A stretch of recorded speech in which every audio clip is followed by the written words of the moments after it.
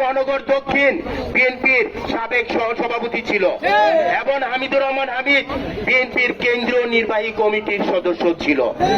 আপনারা বলেন যে হামিদুর রহমান হামিদ বলে বহিরাগত ঢাকা 6-এর। হ্যাঁ, আমিও বলতে চাই হামিদুর রহমান হামিদ ঢাকা 6-এর। 6-এর যদি হয়তো বংশাল কোতোয়ালি কি ঢাকার সাথে না, তাহলে হামিদুর রহমান হামিদ বহিরাগত কেন?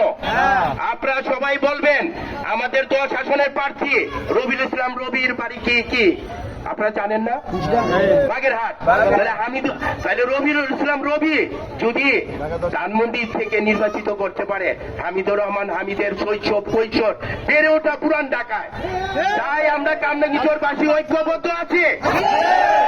ইনশাল্লাহ হামিদুর রহমান হামিদকে ধানের শীষে ভোট দিয়ে বিজয় করে আমরা ঘরে ফিরে যাব। থেকে আপনারা সবাই ঐক্যবদ্ধ আছেন? দুই হাত তুলে দেখা দেন।